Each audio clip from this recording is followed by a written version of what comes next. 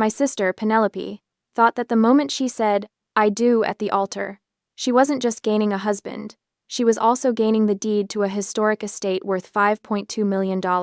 She had orchestrated everything perfectly, including blocking all my wedding invitations to ensure she was the first bride in the family. But Penelope forgot one tiny detail. My grandmother didn't leave behind a standard will. She left a living trust. And this trust didn't care who threw the bigger party, it only cared about who walked into the trustee's office with a marriage certificate first. Standing on the grand ballroom stage overlooking the windswept lake, Penelope, in her radiant white gown, poised for her big day, rose to her feet and lifted her glass, intoxicated by her own sense of power. "Cheers to me," she announced, her voice echoing off the newly refinished oak floors. The chandelier, imported from Italy at her insistence, cast dramatic shadows across her face as she gestured broadly with her champagne flute. "And Mom and Dad, look at these new floors and the Italian curtains. Aren't they beautiful?" My mother beamed from her seat at the head table, practically glowing with pride. My father nodded enthusiastically, already on his third drink of the evening. Penelope paused for dramatic effect, letting the room settle into anticipatory silence. But here is the best news. Her smile widened into something sharp and predatory. "You all know that old, drooping willow tree by the lake? It looks like it's haunted." The room went silent. Even the catering staff stopped moving. Penelope laughed loudly, the sound harsh and grating against the elegant atmosphere she'd spent $20,000 of her own money creating. "Next week, the logging crew is coming. Boom! The tree will be gone. That spot will become a massive DJ stage looking straight out over the lake. We are saying goodbye to Grandma's gloominess to welcome an era of partying." My parents applauded in agreement. "Great idea, sweetie," my mother chirped. "That tree is too old anyway. It's practically falling apart." My blood rushed to my brain. The sound of clapping hands became muffled, distant, as if I were underwater. That wasn't just a tree. That willow tree was my grandmother's life force, the place where she'd spent every afternoon for 40 years, reading in the dappled shade, watching the seasons change across the lake. But more importantly, she had forgotten who my husband was. She didn't know that she was about to poke the fire ant nest of the legal world: tree law. In Vermont, that is the fastest way to turn a 5-star wedding into a bankruptcy case. And Mark, my quiet, patient Mark, who she'd dismissed as boring, who she'd just instructed to stand in the back because they were out of seats, was a certified arborist. And me? I didn't just sit there. I touched the cool surface of the leather handbag on my lap, knowing exactly what was inside. I had been waiting for this moment. To comprehend why I was so furious, you have to know about Harrington Manor. It is a 12-bedroom estate in Vermont, built in 1920 by my great-grandfather when old money still meant something in New England. The architecture is classic colonial revival: white columns, black shutters, a wraparound porch that overlooks 20 acres of pristine lakefront property. But the highlight isn't the house, no matter how grand. It's the massive weeping willow by the lake, planted by my great-grandfather in 1924, the year my grandmother was born. It was my grandmother's favorite place, where she sat reading every afternoon when she was healthy, a worn paperback in her lap, and a thermos of tea beside her chair. The branches hung so low they kissed the water's surface, creating a natural curtain that made the spot feel like a secret world. At the time, the estate operated as a high-end wedding venue, bringing in about $450,000 in net profit annually. It is a multi-generational legacy, booked solid 18 months in advance. In my family, things were always very clear. I am Jessica, a dry, practical CPA, the one who handles spreadsheets and tax returns, who wears sensible shoes and keeps her hair in a simple ponytail. The boring one. And Penelope is the star, the golden child, who always needs attention to survive. She has 80,000 followers on social media. She calls herself a lifestyle influencer. She hasn't held a real job in 6 years. That difference became cruel when my grandmother fell ill 2 years ago. My world was confined to a room smelling of antiseptic, sleeping on a sofa to monitor the ventilator. For 6 months straight, the only sounds I heard were the steady beep, beep of the heart monitor and the quiet turning of book pages as I read aloud to her the same novels she'd loved, hoping somewhere in her medicated sleep she could still hear my voice. I learned to interpret every fluctuation in the monitors. I knew which nurses were competent and which ones I needed to double-check. I held her hand through every procedure, every crisis, Every small victory when she managed to breathe on her own for a few minutes. And Penelope? On the very night the doctor said Grandma's lungs were failing, she was in Tulum, Mexico, with thumping EDM music in her ears. I called her, desperate, thinking surely this would bring her home. Penelope's voice rang out over the speakerphone, loud and full of blame, competing with the thumping bass through the hotel room door. "Oh, Jess, don't be so dramatic.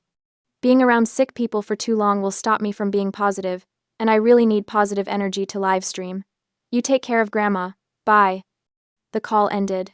Just like that. "No, I love you. No, tell her I'm thinking of her."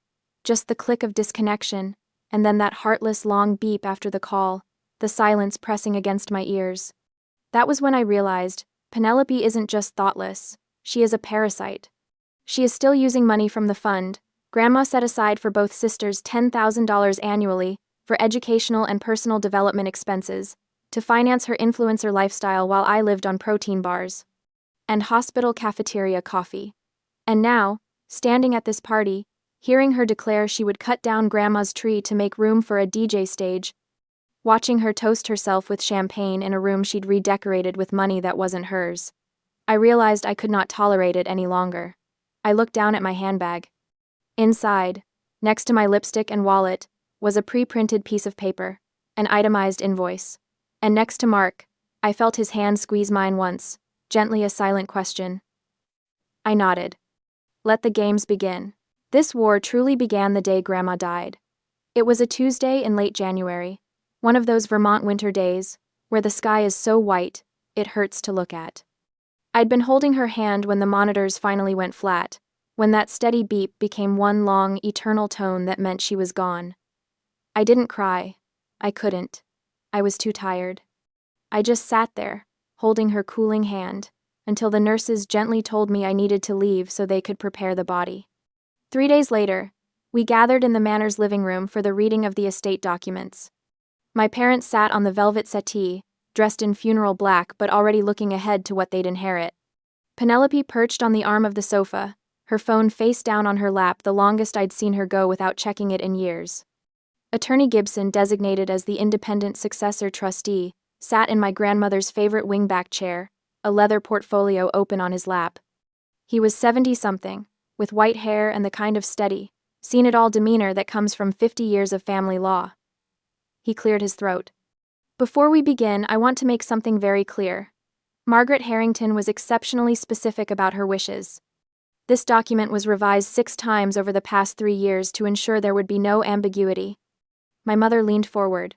Of course. We understand she wanted everything to go to the girls. Not exactly, Attorney Gibson said, and the atmosphere in the living room sank like a stone dropping into deep water. He adjusted his reading glasses and began to read every word clear and deliberate. The entire Harrington Manor, including all buildings, land, furnishings, and business operations, has been transferred into a revocable living trust. Beneficiary rights and control of the asset will automatically activate immediately for whichever granddaughter presents a legal certified marriage certificate to the trustee first. The silence was deafening. I'm sorry. What? My father stood up, his face reddening. That's insane. We're her children. We raised these girls. We've maintained this property for... Mr. Harrington, Attorney Gibson interrupted calmly, you have absolutely no right to interfere with the assets. The trust is ironclad. Your mother was very clear that she wanted this property to remain in the family, managed by someone committed to preserving its legacy. She believed marriage indicated a level of maturity and stability necessary for that responsibility. Penelope's mouth had fallen open. For once in her life she was speechless. Furthermore, Gibson continued, the trust includes a preservation clause.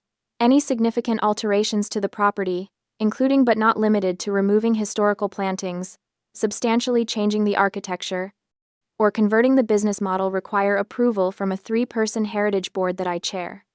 He closed the portfolio and looked at each of us in turn. The mechanism is automatic. The first granddaughter to present a certified marriage certificate takes immediate ownership. No probate. No waiting period. No court involvement necessary. My mother found her voice first. But that's not fair. Jessica and Mark have been together for 5 years. They're practically married already. Penelope hasn't had a relationship last longer than 6 months. I felt my face flush with humiliation. Thanks, Mom. Really helping my case there. Penelope recovered quickly, her influencer smile snapping back into place like a mask. Well, obviously Grandma meant for this to be a motivation for us to settle down. And honestly, she glanced at me, eyes glittering.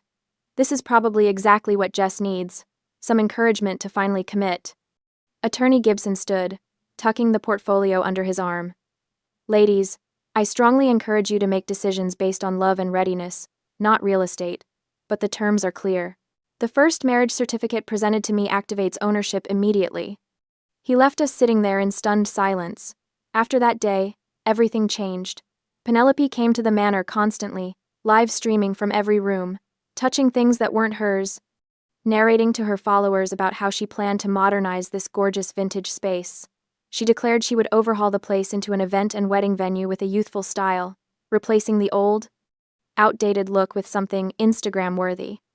She was planning to erase the things my grandmother had painstakingly cared for, the antique furniture, the carefully maintained gardens, the historical integrity that made the manor special in the first place.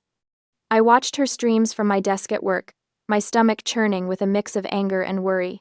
The comments from her followers were all the same. Yas, Queen. Can't wait to book my wedding there. You're going to make it amazing. Mark and I hadn't joined the wedding race because we had a plan suited to our reality. We'd been saving for October, because Mark loves trees, and I love the autumn foliage in Vermont, the sugar maples turning brilliant orange, the birches going golden, the whole landscape looking like it's on fire with color. We wanted a small ceremony under the willow tree, just family and close friends, nothing extravagant. One evening in February, I came home to our small apartment and collapsed on the couch, still in my work clothes. Mark found me there an hour later, staring at the ceiling. Hey, he said softly, sitting down beside me. You want to talk about it? I told him everything. About Penelope's live streams, about my parents' constant complaints that the trust was unreasonable, about how I felt like I was watching my grandmother's legacy get torn apart before it even officially changed hands. When I finished, Mark was quiet for a long moment. Then he turned to me, his eyes flashing with a strange light I'd never seen before, something sharp and calculating. Jess, did you listen carefully to the lawyer? He said marriage certificate. He didn't say host a wedding. He didn't say wear a white dress. I sat up slowly, my brain starting to catch up to what he was suggesting. Mark looked at me very seriously and asked, Do you want to seize this advantage for yourself? For once, take something better for yourself instead of letting Penelope walk all over you? Do you want to go to City Hall on your lunch break tomorrow? My heart started pounding. Tomorrow is Valentine's Day. I know. He took my hand, thumb brushing over my knuckles. I know this isn't the wedding we planned. I know you wanted the fall leaves, and your grandmother's favorite season. But Jess, if we don't do this, you know what's going to happen. Penelope will find some guy to marry her within a month. She'll tear down everything your grandmother built. And you'll spend the rest of your life regretting that you didn't act when you had the chance. He was right. I knew he was right. Okay, I whispered. Okay, let's do it.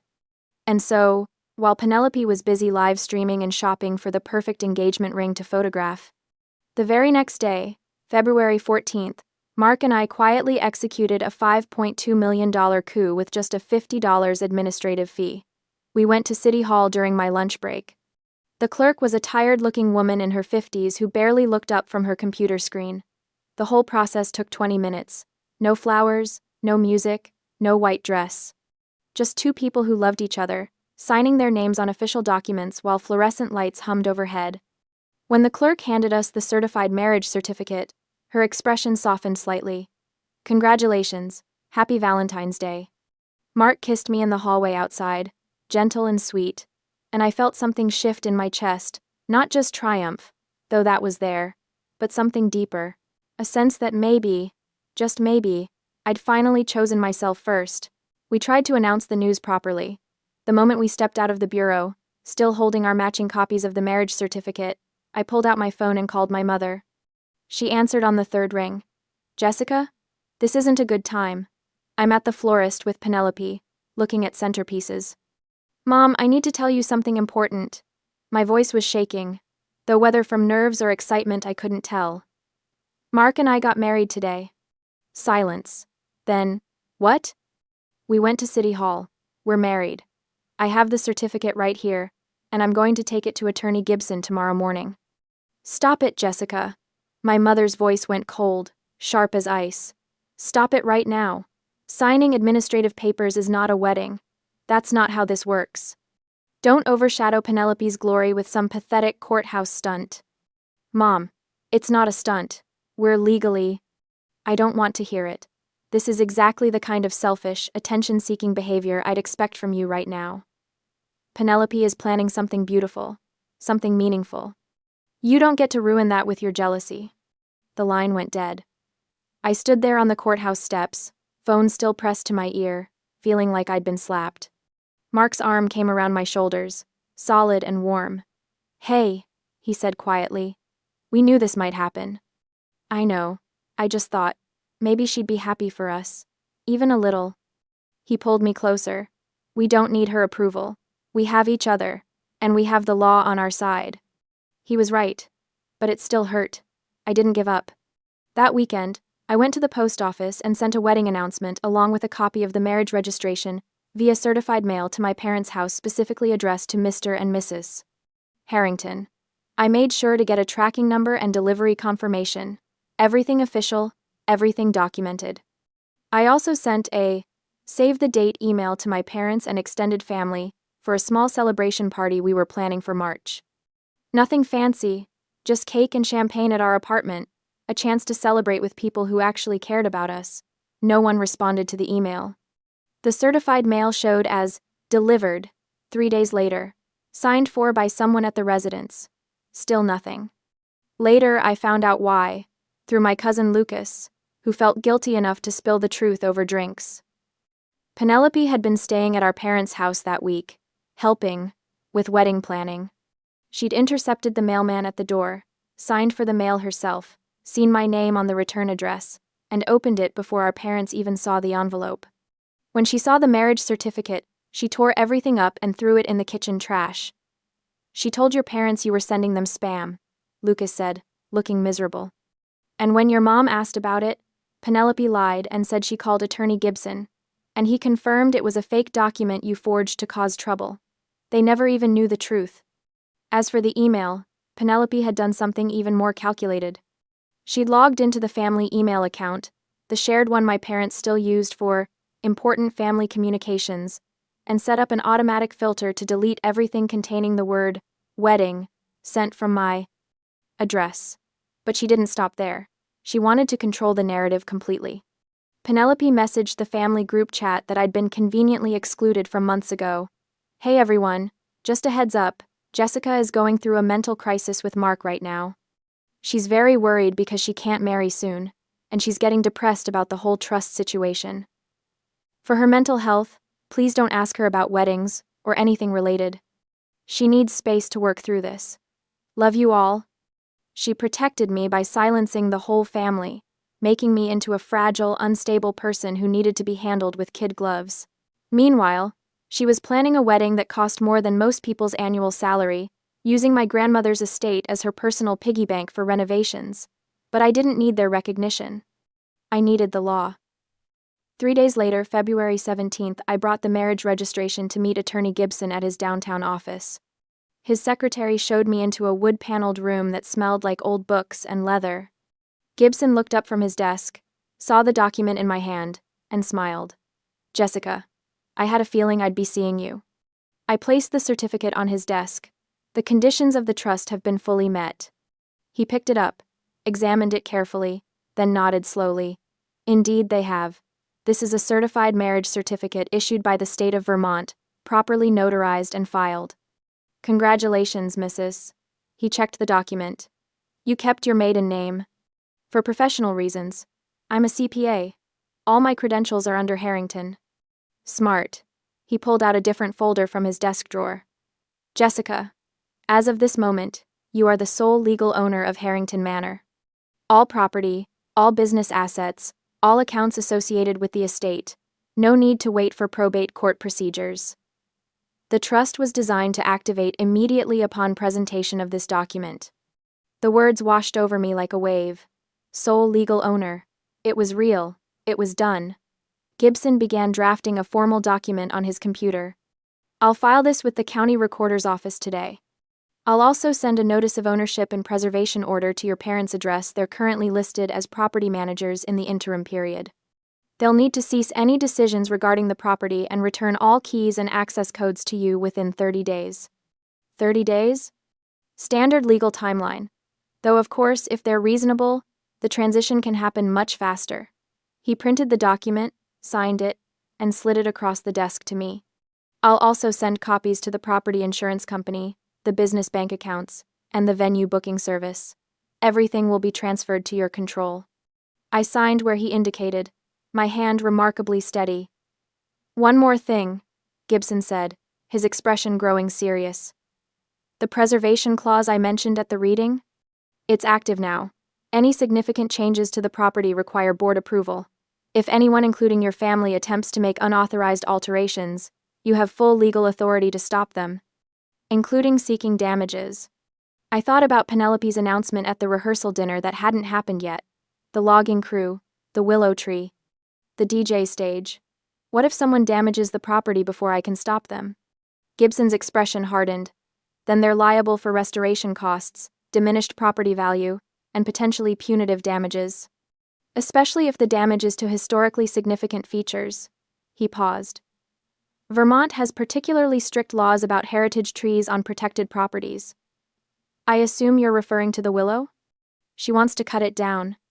That tree is over 100 years old, planted by the original owner, and constitutes a heritage landmark. If anyone touches it without proper permits, and your written authorization as owner, they're looking at significant legal consequences. He pulled out a business card and wrote something on the back. This is a property law specialist I know. If you need to take protective action, call her. I took the card, slipping it into my wallet next to my new marriage certificate. Immediately after our meeting, Gibson sent the notice of ownership and preservation order via certified mail to my parents' house. But ironically, Penelope was once again the person who signed for it. And once again, she hid it away because she thought it was just troublesome paperwork from a senile old lawyer trying to complicate her wedding plans. I held the ownership in my hand, but they still blindly believed they were the masters, and I let them believe it. At the same time, Penelope was hiding legal documents in her bedroom. She was also busy selecting a groom. She chose Seth, a 28-year-old lifestyle content creator, who hung out in the same influencer circles as her. He had 50,000 followers and a smile that looked perfect on camera but never quite reached his eyes. They'd been dating for 3 weeks when she proposed to him. Yes, she proposed to him, during a staged photo shoot on a beach at sunset, with a photographer she'd hired capturing every moment for content. Seth said yes, because marrying Penelope meant access to a $5.2 million estate and a built-in venue for his brand. The wedding was set for the end of March, just 6 weeks away, to allow time for house repairs and maximum content generation.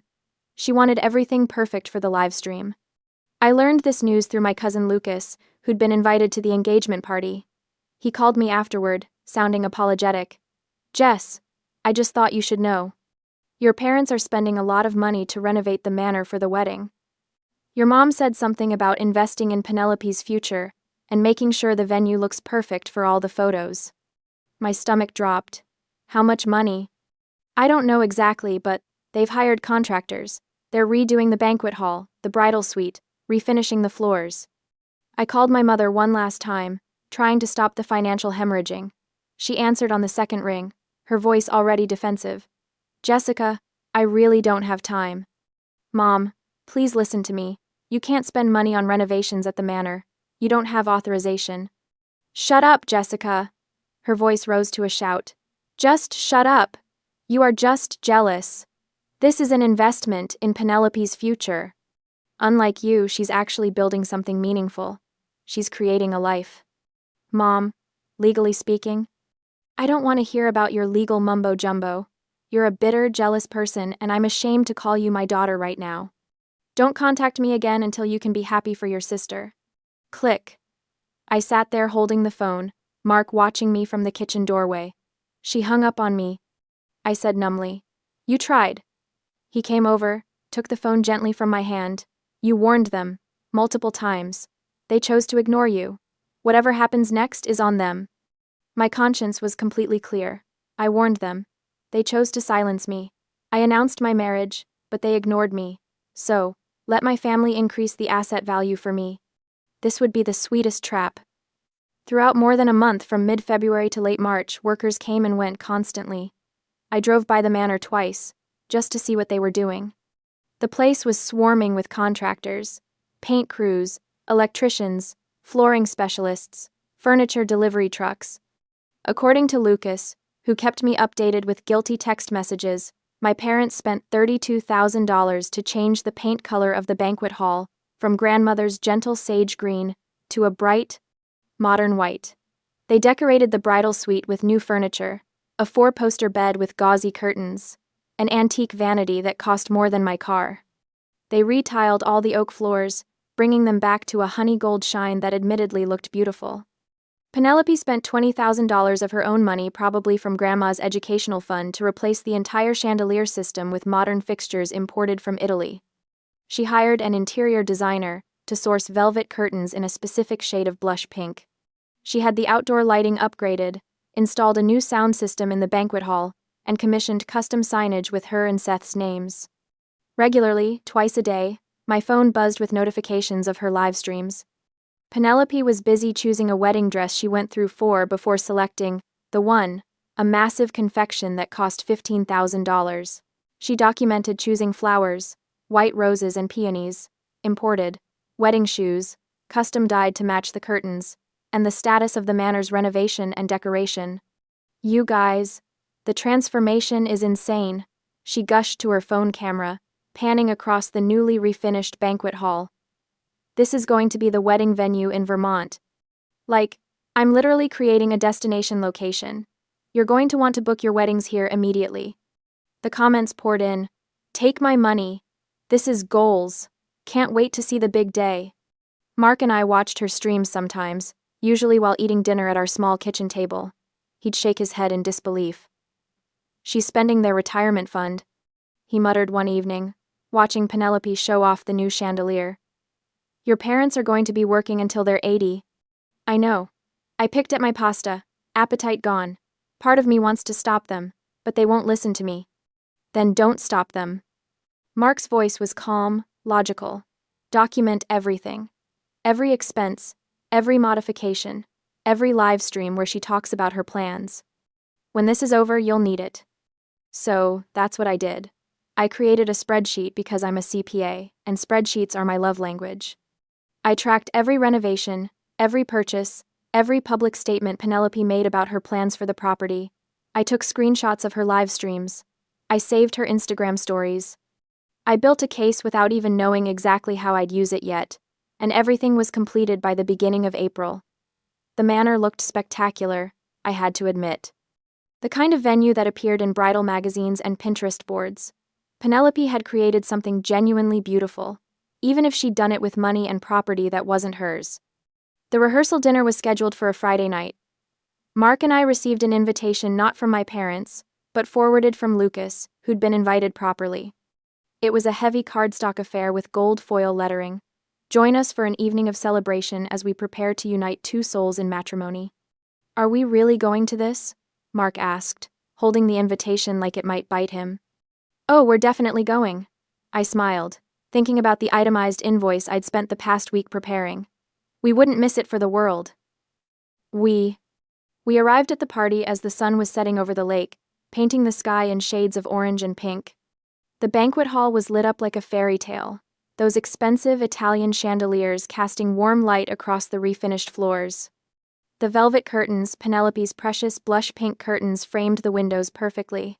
Penelope was holding court near the bar, surrounded by her influencer friends, all of them filming each other. She was wearing a white dress, not her wedding dress, but something clearly expensive and designed to photograph well. Her engagement ring caught the light every time she moved her hand, which was often and clearly deliberate. As soon as Mark and I walked in, Penelope spotted us. Her smile faltered for just a second before snapping back into place. She excused herself from her group and practically glided over, pulling me aside while her friends watched curiously. Oh my gosh, Jess, she said, her voice syrupy sweet but her grip on my arm just a little too tight. I'm so glad you could make it. Though I have to say. Her eyes dropped to my left hand, where my simple wedding band caught the light. Why are you wearing a ring that looks like it came from a candy box? Did Mark buy it? Take it off. It's so aesthetically displeasing. It can't count as having a real wedding. The ring had cost Mark $300, all we could afford at the time. It was sterling silver with a small, genuine diamond, nothing flashy or expensive. But it was mine, and he'd chosen it, and I loved it. It's my wedding ring, I said calmly. I happen to like it.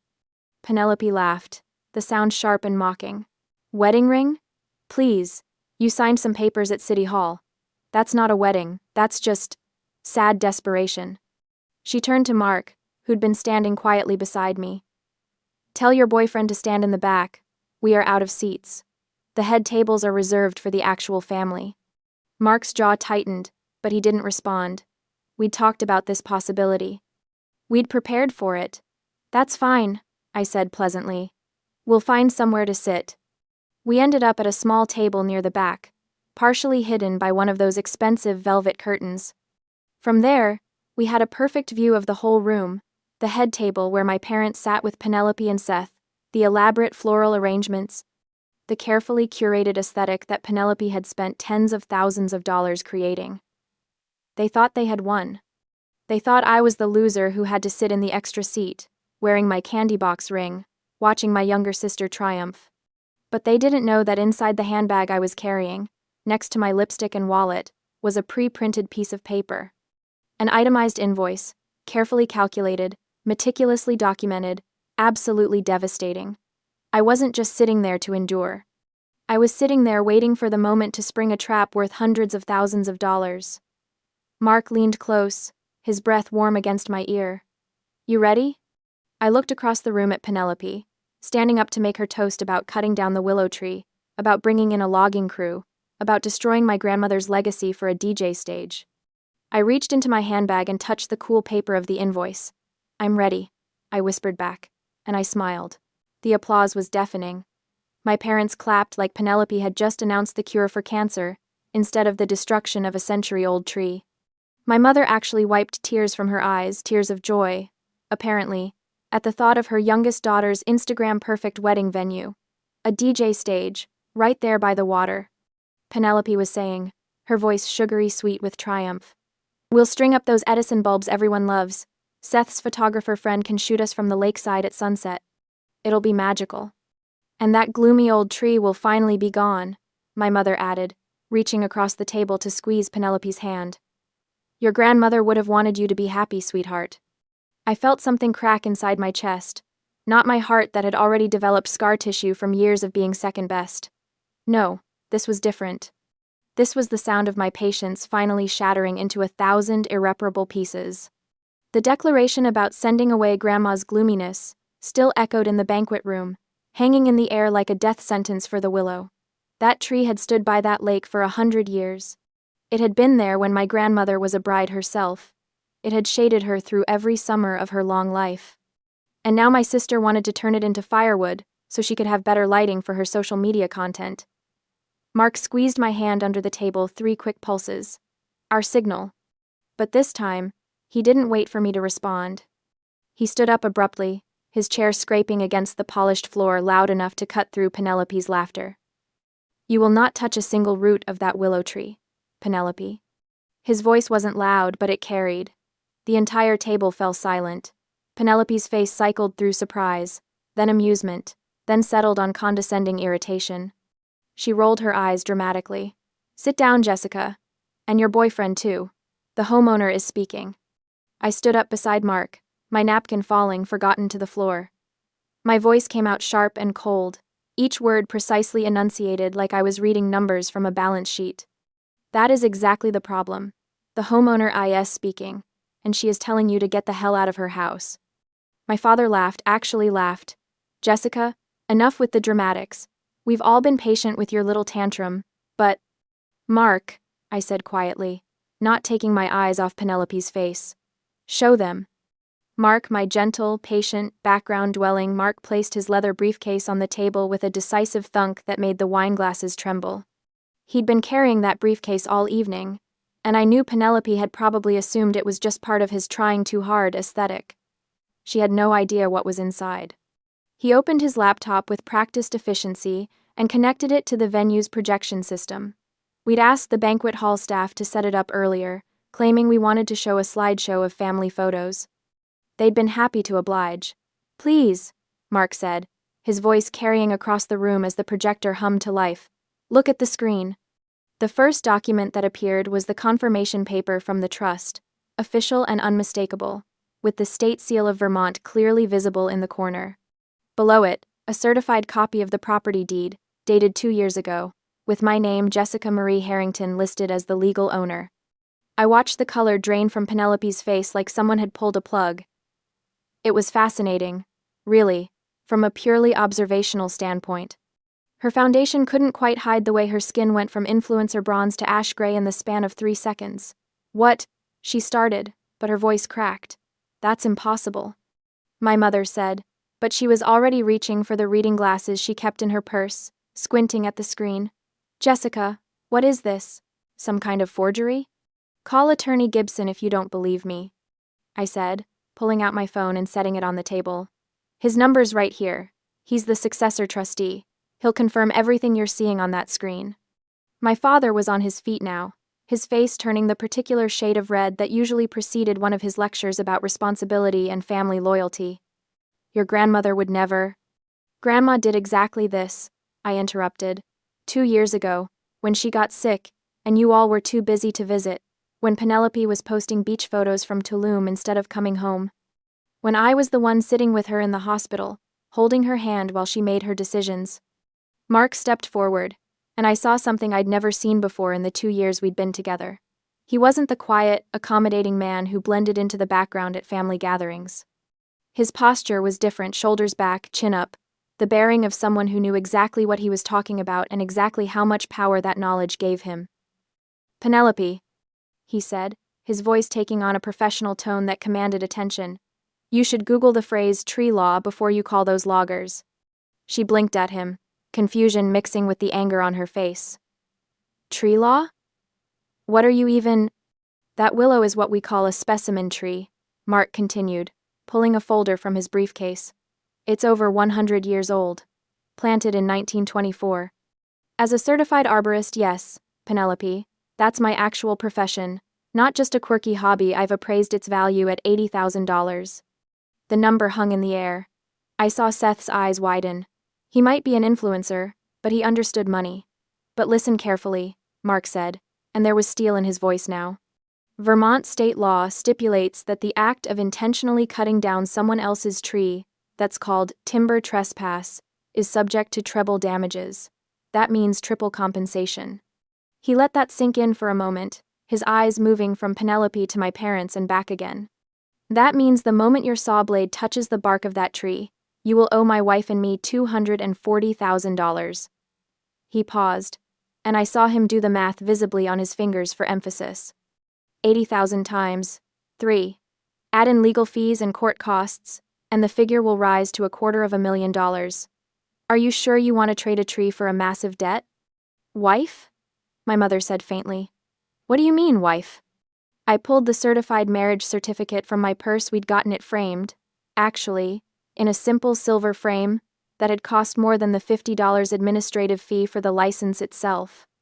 I set it on the table in front of her.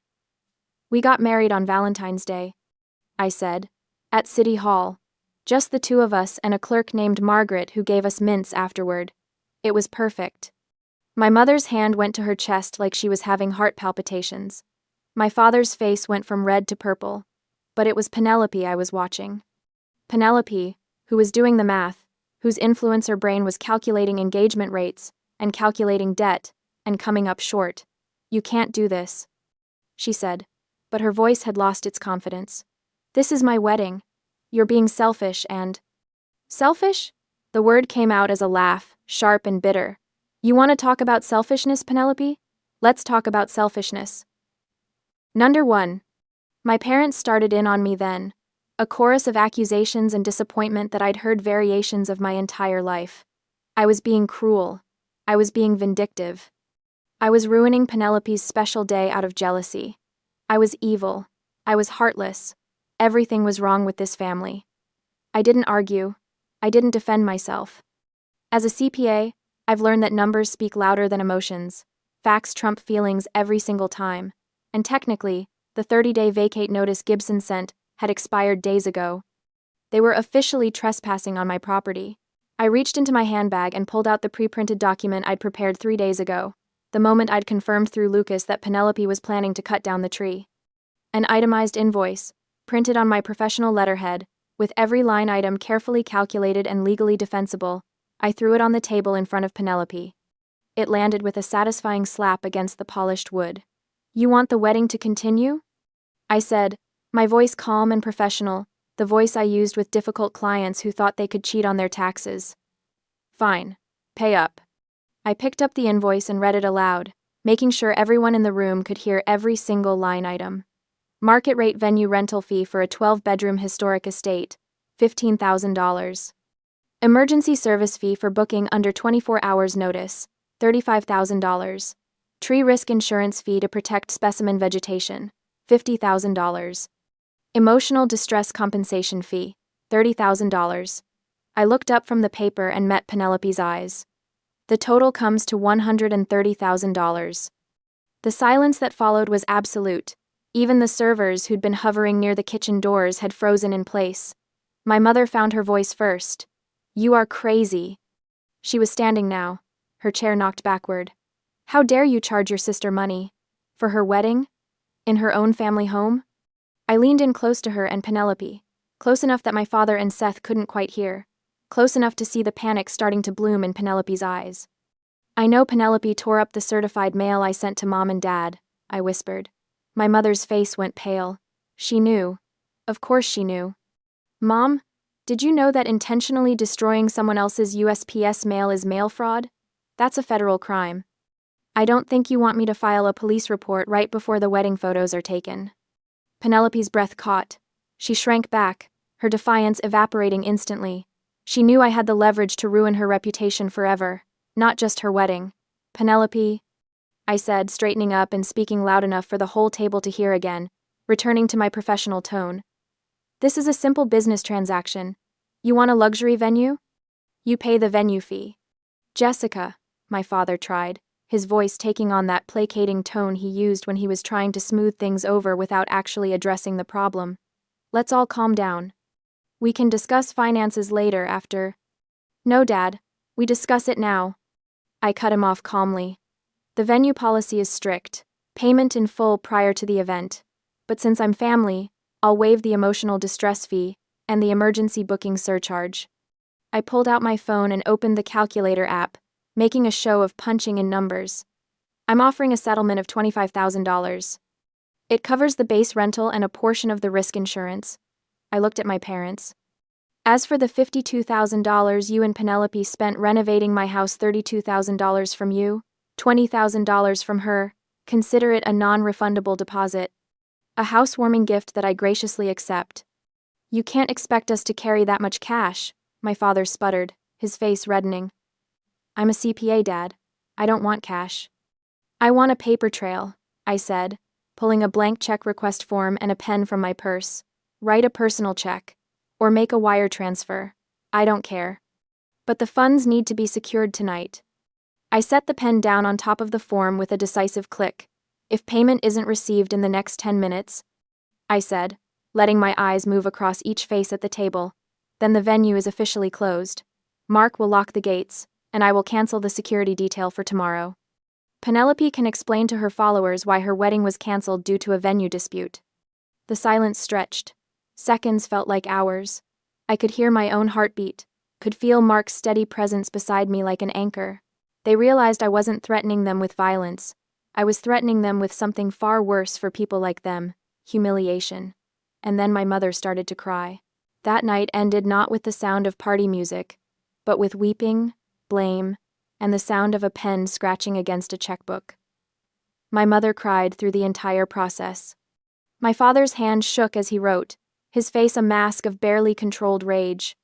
Penelope sat frozen in her chair, mascara streaking down her face in ugly black rivers, while Seth rubbed her back and looked at the invoice with wide, terrified eyes. The check was for exactly $25,000, made out to Jessica Harrington, with venue fee written in the memo line. I held it up to the light, checking the date and signature, ensuring it was valid, before folding it carefully and placing it in my wallet. The wedding will proceed tomorrow at 2 o'clock as planned, I said, my voice businesslike and detached. Mark and I will not be attending. We have other commitments. Other commitments? My mother said through her tears. Jessica, you can't just, this is your sister's wedding. And this is my honeymoon funding, I replied, already gathering my things. Mark, are you ready? Mark? He closed his briefcase with a decisive snap. Ready. We walked out of that banquet hall together, leaving behind a room full of shocked faces and broken illusions. The night air was cool against my face, carrying the scent of spring flowers and fresh possibilities. Mark opened the car door for me, he always did, even after I told him it wasn't necessary, and I slid into the passenger seat, feeling lighter than I had in years. You were amazing in there, he said as he started the engine. We were amazing, I corrected. That whole tree law speech? That was perfect. You actually scared them. He grinned, that rare full smile that transformed his whole face. I've been practicing. I wanted to make sure I got the legal terminology exactly right. Certified arborist, I said, reaching over to squeeze his hand. My hero. The wedding took place the next day in an atmosphere as gloomy as a funeral.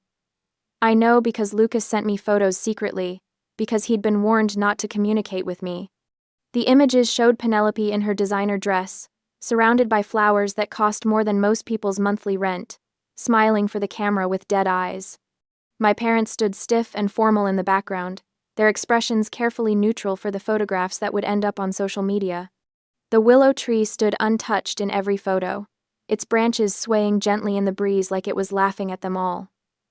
Mark and I were 30,000 feet above the Atlantic when Penelope was saying her vows. We'd used that $25,000 to book first-class tickets to Italy, Rome first, then Florence, then a week in a villa in Tuscany that looked like something out of a painting. The flight attendant brought us champagne in actual glass flutes, and Mark toasted to the coolest negotiation he'd ever witnessed. Do you think they'll ever forgive us? He asked, settling back into his seat as the plane leveled off. I thought about it, really thought about it, while I watched the clouds drift by below us. Probably not, I said finally, but I don't think I need them to. Does that make me a terrible person? It makes you free, he said simply. And he was right. For the first time in my 32 years, I felt completely, utterly free. I kept the manor, of course. I wasn't going to let Penelope's tantrum or my parents' disappointment drive me away from my inheritance. But I didn't want to live there full-time, surrounded by memories of failed family dinners and childhood slights. Instead, I handed it over to a specialized property management company that ran historic bed and breakfasts and event venues. They did a market analysis and projected we could make the estate profitable within the first year. Weddings, corporate retreats, historical society tours, there was a whole market for authentic New England manor experiences that didn't involve entitled influencers. The Willow Tree became part of the venue's appeal. The management company even hired Mark as a consultant to develop a heritage tree preservation program, ensuring that the tree would be protected and maintained for another 100 years. As for Penelope, well, Lucas kept me updated, even though I told him he didn't have to. She'd moved out of our parents' house, or more accurately, our parents had suggested she might be happier elsewhere now that she was married. She and her husband were living in a cramped 2-bedroom apartment, in a complex that advertised luxury, but meant barely updated from the 1,970 seconds. The influencer income wasn't what it used to be. Apparently, her followers had noticed a certain desperate quality to her recent posts. The engagement rates were dropping. The sponsored content offers were drying up. And she was actually working at a boutique marketing firm, trying to pay off the credit card debt she'd racked up on wedding expenses. She calls Mom crying at least once a week. Lucas told me during one of our secret coffee meetings, says she can't believe you did this to her, that you ruined her life. I didn't ruin her life, I said, stirring sugar into my latte. I just stopped letting her ruin mine. My parents tried to maintain their pride, their position in the community, their image of being the perfect family, but word got out, it always does in small towns. People whispered about the daughter who'd secretly inherited everything, about the elaborate con that had almost succeeded, about the wedding that felt more like a hostage negotiation than a celebration. My mother stopped inviting me to family dinners. My father stopped calling with financial advice I'd never asked for. Penelope blocked me on every social media platform. And I discovered that their absence felt less like loss and more like relief. Mark and I built our own traditions. Sunday morning coffee on our apartment balcony.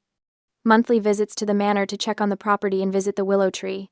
Quiet dinners where nobody competed for attention or kept score of who loved whom more. My lawyer, Attorney Gibson, who'd remained professionally neutral throughout the whole affair, told me over lunch one day that this was the coolest case he'd seen in 30 years of practice. Not the most lucrative, not the most legally complex, but the most satisfying. You used every tool at your disposal, he said, shaking his head with something like admiration. The trust law, the tree law, the mail fraud leverage, the property rights, the itemized invoice, it was like watching a masterclass in strategic planning. I learned from the best, I said. My grandmother didn't leave me that estate just because she loved me.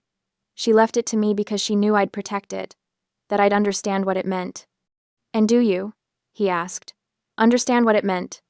I thought about the Willow Tree, standing guard over the lake for a century. I thought about my grandmother's hands, weathered and strong, holding mine in that hospital room. I thought about the choice she'd made not to split everything equally, not to play fair, but to give her legacy to the one person who would preserve it. I think I'm starting to, I said. So, was I cruel? Was I vindictive and selfish and everything my parents accused me of being? Maybe. Probably. But when I think about what would have happened if I'd stayed silent, if I'd let Penelope cut down that tree, if I'd let my parents steamroll over my rights, if I'd prioritized keeping the peace over protecting what mattered, I know I made the right choice. Thanks to my husband being a tree expert, and our understanding of trust law, I saved my grandmother's legacy. I turned what could have been a disaster into a profitable venture. I got a free $52,000 renovation. And I got out from under the weight of a family that had never quite figured out how to love me without conditions. My lawyer said it was the coolest negotiation he'd ever seen. I think my grandmother would have agreed.